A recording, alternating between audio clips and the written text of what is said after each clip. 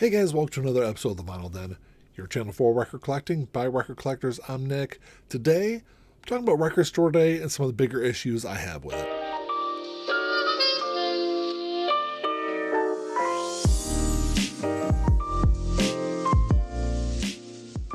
There's a bunch of links down below. You got links for the Vinyl Den Facebook group, for the merch page, for the Spotify and Apple Music playlist that I put together every week, and the Patreon page. So make sure you check all that out.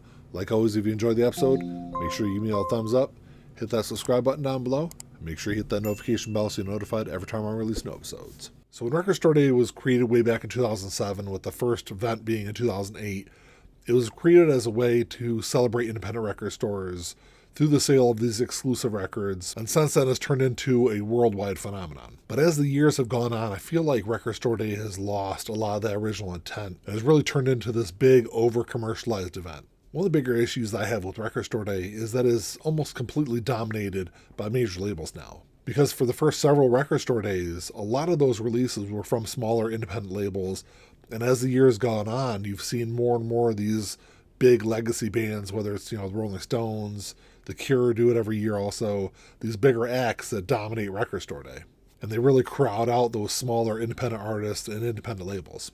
And on a certain level, I understand why. Because those are the big artists that bring people in. When Taylor Swift releases an RSD title, there's going to be a lot of people online to buy that album. And that might not be the case with some of these smaller independent labels and artists. And that's something I don't really think can be controlled by the Record Store Day entity, because they really have no say in what albums come out, what labels release albums for Record Store Day. But that really doesn't stop Record Store Day from spotlighting some of these smaller artists that could really use the exposure. Another big problem I have with Record Store Day, and something I think probably turns off a lot of newer collectors, is the way that, a lot of these more limited, more exclusive releases tend to get bought up by resellers that immediately turn around and put them up on eBay and Discogs for super inflated prices. But this is something I think Record Store Day can address by simply just saying, look, any major label release has to have some kind of minimum, whether it's 3,000, 4,000 releases, even 3,000. Is somewhat limited. You figure that Wicked soundtrack that went out for Record Store Day this year, that was limited to 2,000 copies. And they were super allocated also. A lot of record stores didn't get any copies, and they immediately went up on Discogs for $300 plus. And even if there were another 1,000 copies or 1,500 copies, I still think it would have been a really limited release. It still would have been really hard to get. There still would have been people out there trying to flip them for a profit, but they probably wouldn't have gone for $300 and $400 because at that price, even people that did get the album that want it because they want to listen to it, they're really tempted to sell it just because of the price they're selling for. So it'll be really simple. If you're a major label, 3,000 or 4,000 copies is the absolute minimum if you're going to do an RSD exclusive. If you want to do an RSD first release, have at it. If you want to press 750 copies, 1,000 copies, whatever. Just knowing that that's going to possibly get reissued down the line, I think will solve a lot of those problems. People will tend to say, look, I'm not going to pay that kind of money for an album if I could just wait 3 or 4 months and grab it at a more reasonable price. And even with an RSD first, the labels aren't forced to repress that down the line. If the album doesn't sell, there's no obligation there. But just having that as an option, I think, would really kind of stop a lot of the flipping that goes on with RSD titles. I think the other exception to that are RSD regional releases, because if you're a smaller band, or even if you're a bigger band, and you're only releasing this RSD title in the Pacific Northwest in the United States, there shouldn't be any kind of minimum. There shouldn't be a 3,000 or 4,000 copy minimum for that. Even if you want to do 750 copies or 500 copies, I think it's probably good if it's more compact in a smaller area, because it's turned into a huge problem. I think it really undermines the true intent of the event. Something else I don't think a lot of people think about is this one-day hype versus sustainability for record stores. Yes, they get a huge influx on Record Store Day of all these people coming in and buying albums, but the record store is there every other day of the year also. And those RSD sales don't necessarily translate to any long-term success for the store. Yes, it might get some newer collectors out to the record store that haven't been there before because they want a specific title from an artist, but that doesn't mean that they're going to come back every other month, every couple of weeks or so, and buy a new CD or buy a new album. Because if we want independent record stores to survive, we have to support them more than just on Record Store Day. And that's why over the last couple of years, I've advocated for Record Store Day Black Friday to not be a Black Friday event.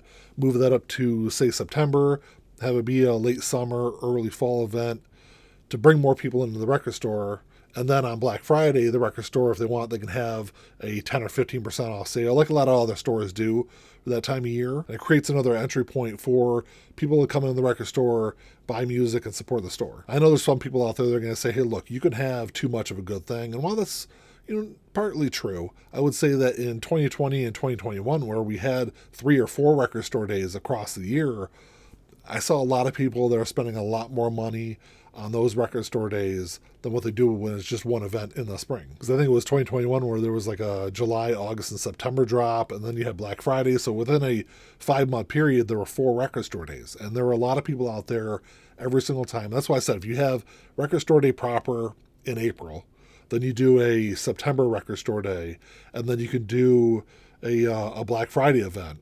I think it's better for the record stores, creates more foot traffic through the store, and could potentially lead to longer term success. Something else I think really turns a lot of people off is this push for exclusive releases. Because these more limited and exclusive releases create more of a collector's culture around record store day than just people that love the music and want to go out there and buy albums to listen to. Because yes, the diehard record collectors will always go out there and buy albums, but you need to pull in those more casual fans also to really help create a more of a culture around your record store. And a lot of times I think it contradicts the fact that music is supposed to be for everyone. So if only 1,000 copies of one album are going to be released and people are going to be fighting over that one album, a lot of record stores aren't even going to get a copy, and a lot of those releases are going to end up on Discogs for $500 and $600 the day of.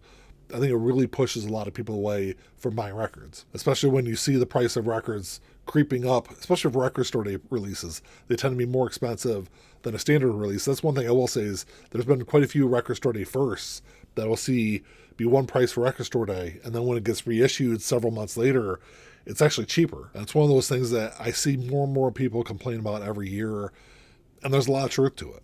Another criticism that I have for record store day, and something that record store day really can't control, is the fact that these bigger artists that are pressing 150. Another big criticism I have for record store day, and something I don't think record store day can really control, is the fact that bigger artists are pressing more albums to release on record store day. The Post Malone album from this year, there were 17,000 copies of that. Yes, it sold out, and those are already selling for $90 online. But when you have multiple artists doing that, it creates more of a bottleneck in record plants.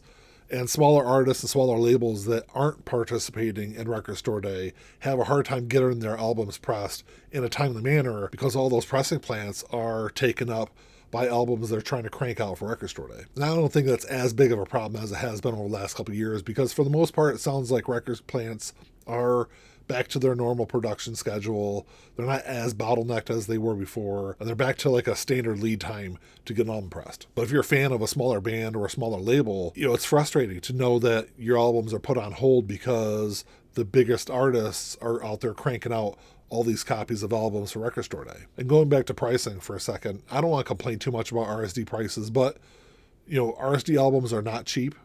Like I said, a lot of times when they're reissued, they run a little cheaper. So it kind of gives this perception that RSD is more about making money than it is actually celebrating music and celebrating record stores. Something else I don't think a lot of people think about is the pressure on record stores to participate in record store day. Because there's always buzz around certain albums, and record stores feel pressure to bring in copies of those albums. And then if they don't sell, or it's not as popular as people think it's going to be, they end up just sitting on shelves. The record store ends up having to discount them just to sell them. And a lot of smaller record stores, they just don't have the budget or the infrastructure to handle those kind of RSD crowds and to put up that kind of money up front for those albums. Because there is a big risk reward factor with record store day. Yes, a record store can make money to help sustain them for most of the year, but they're also running the risk that they could take a huge loss on that day also. Because it's really hard to predict how record store day goes. There are titles every year that people think are going to sell, fly off the shelves, and they don't. And then there's albums they think are going to be sitting around that end up being some of the most collected albums of the year. Like when Taylor Swift released her Folklore RSD release a couple of years ago, there was, I want to say, like 125,000 copies of that. I even joked about it on the channel here, saying that, you're going to be able to buy these albums for weeks afterwards. And I was very wrong. Within a couple of days, I would say within 24 or 48 hours, they're pretty much sold out worldwide and already going for hundreds of dollars online. So you just never really know what's going to be popular and what's not going to be for Record Store Day.